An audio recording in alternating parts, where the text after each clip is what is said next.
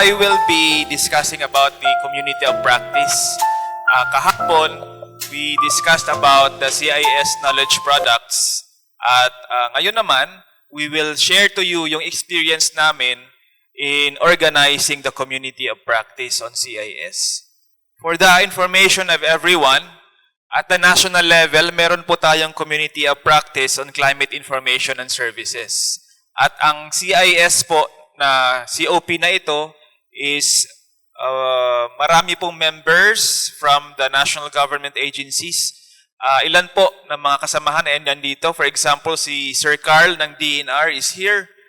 At si Miss Camille at saka si Miss Erica naman ng Climate Change Commission, who are also members of the community of practice, are here as well. Pag-asa din po, meron din tayo here, members of the COP. So, makikita natin na pag sinasabi nating CIS Community of Practice, ang mga members ay hindi lang galing sa agriculture. So, marami. Galing siya sa climate change, galing siya sa even the Department of Health. Meron po kaming member from the Department of Health. Meron kaming member from DSUD, for example. The ILG is also represented.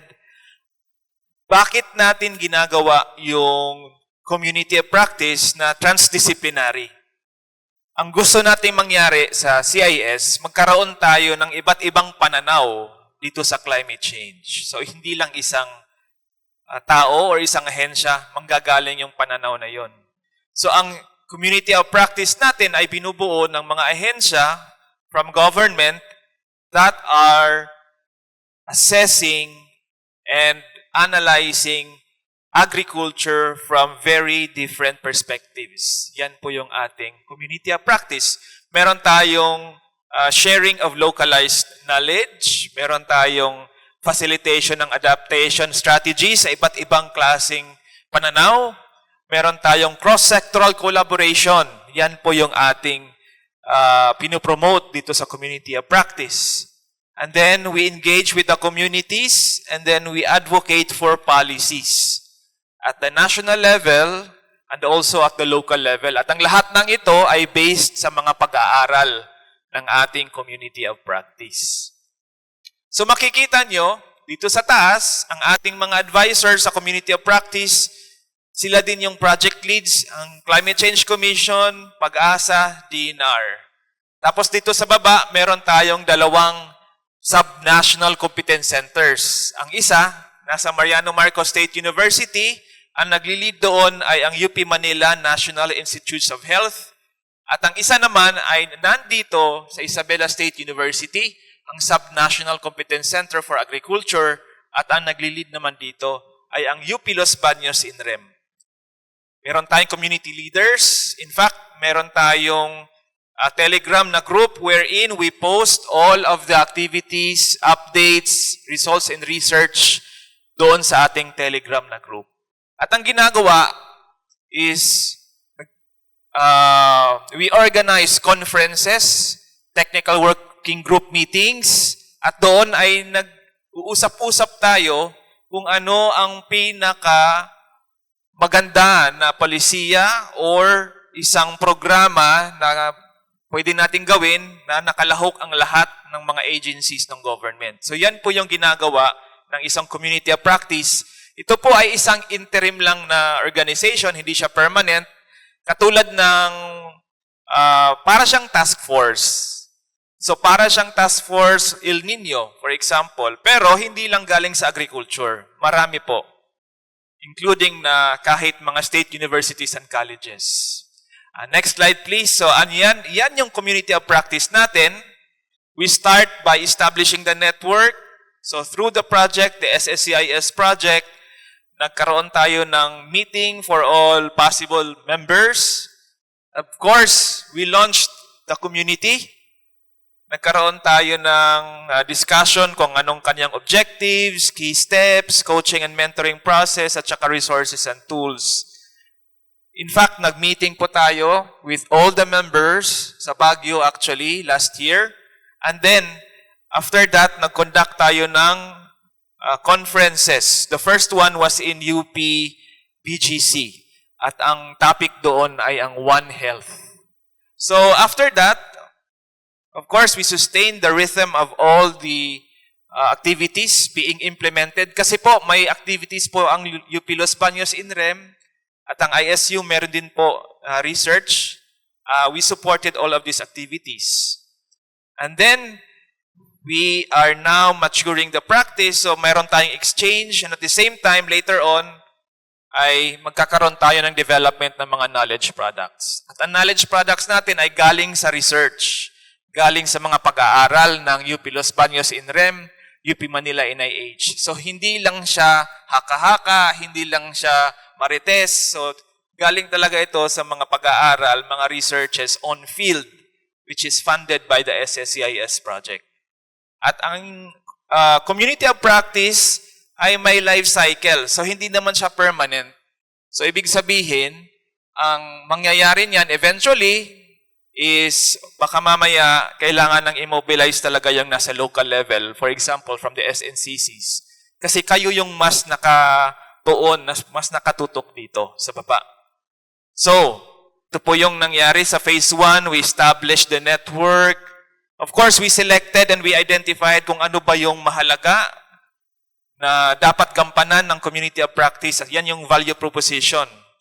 So, we also defined the elements, the domain, the community, and also we structured the community kung sino yung magli-lead, for example, sa mga technical working groups. Kasi gumagawa po tayo ng mga guidance documents, for example, at saka ito ay dinidiskusyonan sa lahat ng mga miyembro ng technical working groups.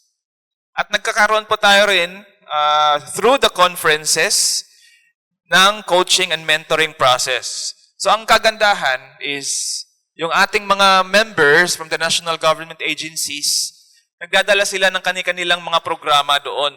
So sinasabi nila, dapat ganito ang dapat nating gawin. Kasi for example, ang DNR, meron silang ginagawa sa Climate Change Information Management System.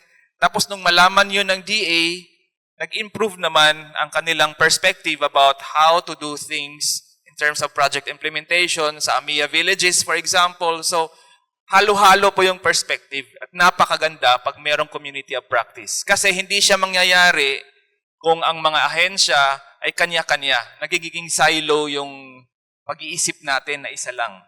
So mas maganda kung nag-uusap-usap ang lahat kasi ang mangyayari, ang intervention ninyo is transdisciplinary. Maraming pananaw ang nadadala doon sa ating community of practice. We launched the community of practice.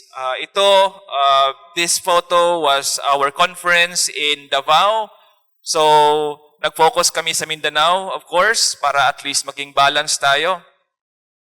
And then, through this conference, we were able to gain the support coming from Ateneo de Davao University.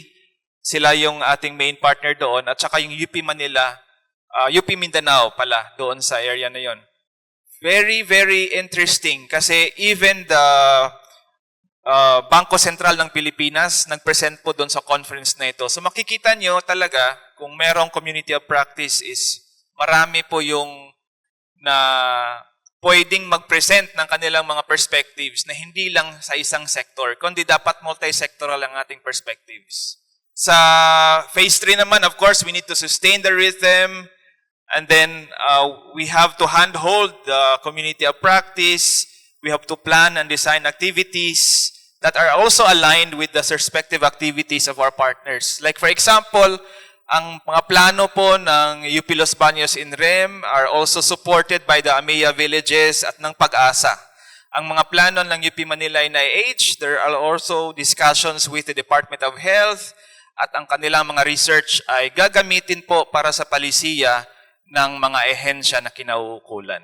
So yan po yung ginagawa natin, continuous feedbacking, continuous updating ng mga members, at saka may activities po tayo na pinopropose doon sa community of practice.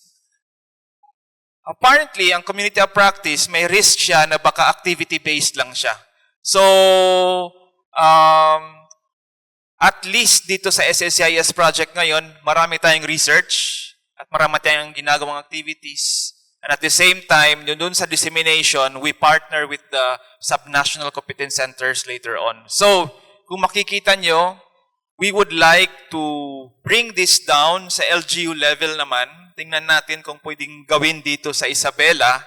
Kasi ang nakikita natin, ang nakikita na advantage for having a community of practice. Like for example, ang climate change in the long term, given the trajectory that we are having, especially in the Philippines, ang effect nito, as we go forward and into the future, makikita natin na mas tataas lang yung mga nangyayari na mga kalamidad sa extreme weather events. So kailangan talaga natin magkaroon ng isang community of practice wherein siya yung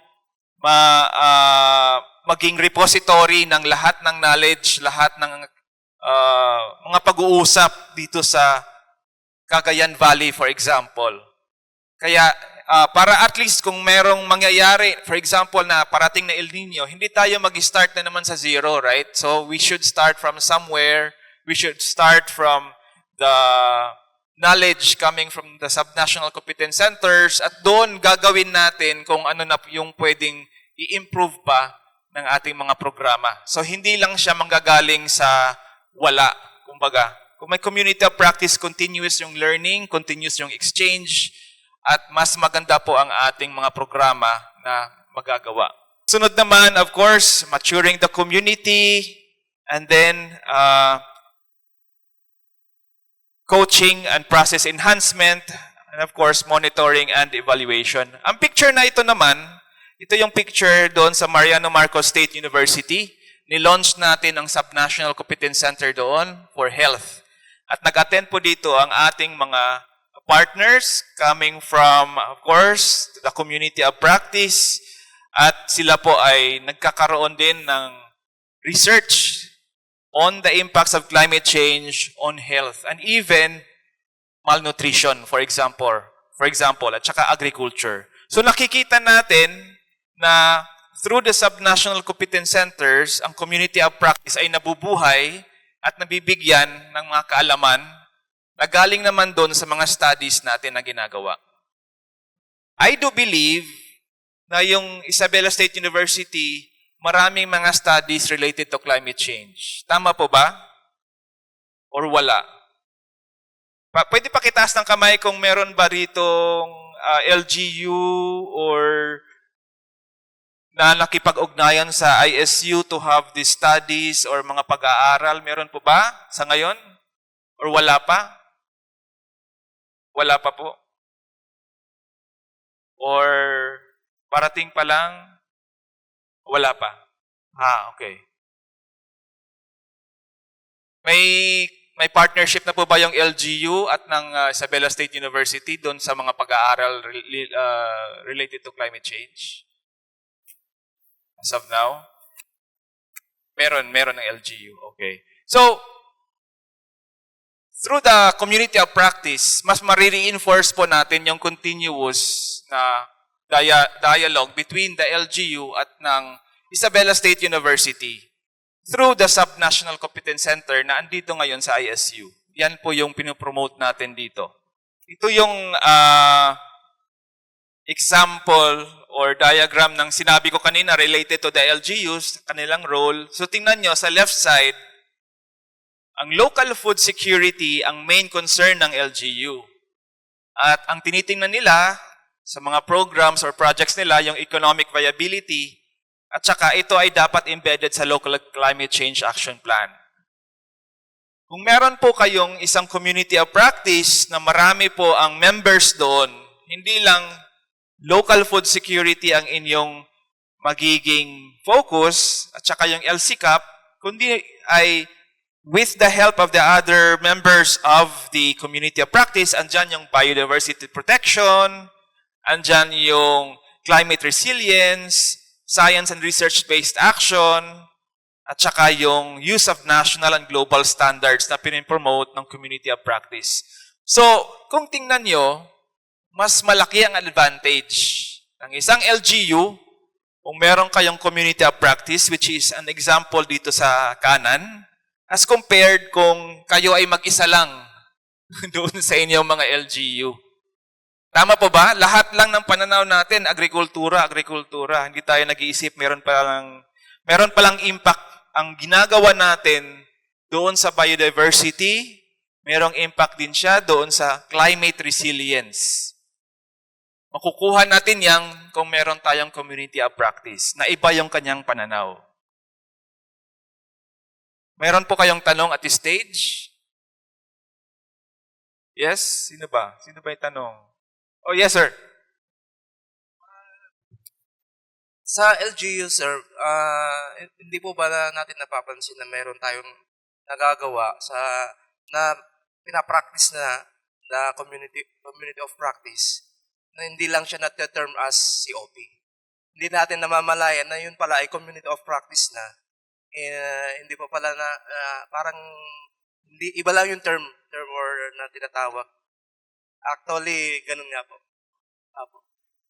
Yun ang experience namin sa LGU kasi nag-formulate po tayo ng nagka-craft po tayo ng mga plans with this, the MPDs is spearheaded yung si LUP. So yung mga 4 thematics areas na mga tinatouch po yun, multi-sectoral talaga yung ano niya. So doon pa lang na may mainstream na lahat kung ano yung mga functions ng different agencies, mga national, may mga part talaga sila doon. And na may mainstream po yun talaga lagi yung about sa climate change. Yung hindi lang napapansin pero actually na-perform na yung community of practice in the LGU. Tama po yun. Oo. I agree, fully po. Siguro ang isa sa mga bagong approaches ngayon is yung membership ng state universities and colleges. Yan po yung medyo mas mapapakintab pa yung ginagawa ninyo ngayon na multi-sectoral na planning doon sa Local Climate Change Adaptation Plan or yung CDP na ginagawa ninyo. Ano po? I see. Okay. Okay. Sige po. Tama. So, ano ang sinasabi ni sir ay meron na tayong community of practice actually, iba lang yung pangalan. Yeah, parang hindi lang sa mga LGUs. Opo. Okay, sir, meron ka rin sasabihin. Yes, sir. Kasi dun sa mga craftings naman na mga comprehensive development plans, mga annual investment program ng LGU, meron talaga yung mga participation ng mga CSOs dun, kailangan. Sa budgeting nga sa annual investment program, CSOs, mga state universities, ganun, kailangan din yung mga academe, mga NGOs, CSOs, within the community sa isang LGU. Lahat yun, mailagay dun sa technical working group sa mga pag-crafts ng mga local climate change action plan, lahat po sir. And then ngayon may ang DILG saka yung Climate Change Commission na CSET tagging. Yun, climate change expenditure tagging. Makikita po dun yung ano ba yung may code kasi dun. Tapos ilalagay mo dun sa may parang format ng Climate Change Commission. Ngayon magko-compute na yun kung ilan yung mga contributions dun sa adaptation and mitigation expenditures every year po. Na isa pong ng SGLG po yun na dokumento. Magsasubmit po kami dun kung wala yung dokumento na yun, hindi po kami makakalify dun sa Seal of Good Local Governance. Parang ganun lang po yung mga collaborations po ng national hanggang sa local. Tama po yun. I think through this exercise, what we want to also promote is sana po magamit natin ang climate information and services para ma-update natin po yung mga CDP, yung mga LCCAP. Kasi po, for example, ang Pag-asa, meron na silang pinalalabas na CMIP6 na isang klase ng modeling based on RPC models in the future kung ano yung kalalabasan ng ating klima 20, 30, 40, 50 years from now. So, yan nga po actually yung medyo challenging sa atin. Kasi baka mamaya yung ating mga plano ay nakatuon lang sa immediate effects ng climate change. So we are talking about disasters. So we're talking about in the next 6 months or next year.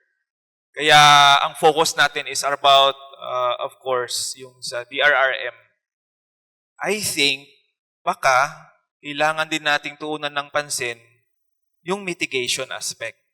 So, hindi lang adaptation ang gagawin natin, kundi mitigation, yung pag-iisip na in 30 years time, in 40, 50 years time, for example, ang saltwater intrusion ay papasok na sa areas na ito. Or meron ng extreme weather events like rainfall doon sa mga areas na ito. Tapos may long drought naman sa mga areas na ito. So, knowing that, gamit yung CMIP 6 na nakikita natin, ano ang pwede nating gawin sa ngayon going towards the future in preparation for that future? Kasi minsan, mabilis masyado yung ating mga pagbabago sa klima. So, ibig sabihin, ang ating, for example, sinabi nila daw, ang target lang natin na increase in climate, global temperatures is 1.5 degrees Celsius. Dapat yun ay ating ma-attain by 2030. Pero 2025 pa lang, last year pa lang, pumapalo na tayo globally ng around 1.6 degrees Celsius. There are worries na baka hindi siya bumaba, masustain na ito sa ganon. So yung ating, sinabi pa nga ni Dr. Pulhin, we have a closing window of opportunity. Kaya kami ay narito, ang national government is here to really focus on resiliency building. So, yung perspective na dapat din, gamitin natin yung CIS, gamitin natin yung mga information on weather, climate, para magplano rin tayo sa LGU natin kung ano yung ating kinakaharap. Hindi lang yung for the next 6 months or for the next year, kundi yung buong development ng ating LGU, kung umabot ang panahon na talaga yung 1.5 degrees Celsius ay malampasan pa natin at ang extreme weather events ay ating makaka-affect sa atin. So yun yung tinitingnan sana din natin going forward. Okay po. Meron po kayong question? Maganda yung exchange natin, sir. Kayo po. Okay, sige po. Nire-recognize namin na, of course, meron tayong ginagawa ang LGU and we're doing our best. Kaya nga po, ang national government, ang GIZ, BMUV are all here to support kung ano po yung kailangan pa natin gawin para makadevelop tayo ng resiliency doon sa climate change. Meron pa akong question or mga tanong or mga comments? Okay. Yes, sir. Ang tanong ko lang, sir, kung paano ba ipapasok natin yung CIS program sa LGU. Ano ba yung mga laws na kailangan na mga collaboration para dun sa the role of the academe, the role of the LGU, ganun para ito, siyempre kami yung implementer nito. Automatic yan. Ngayon, ano ba yung gagawin nyo para sa academe para sana magkaroon ng Republic Act yan? Magsabi sa Congress para at least may batas na yan ay gagawin ng LGU, ganun. Kung hanggang ganyan lang, wala naman tayong Republic Act, legal laws na mag-govern dyan, mga legal basis. So, hindi rin kami makakagalaw sa local government. Hindi rin namin maisasabi sa mayor namin na, sir, gagawin namin to, CIS. Sineminar po namin. Anong legal basis ninyo? Yung parang gano'n yun, sir, yung mga bamba. So, i-mitigate na natin yun. Actually, talagang gagawin namin to kung may mga ganun na mga parlance. Parang for the next years, ganun siya. Yun ang for action na sana ng role ng, parang yung role ng LGU magagampanan din namin.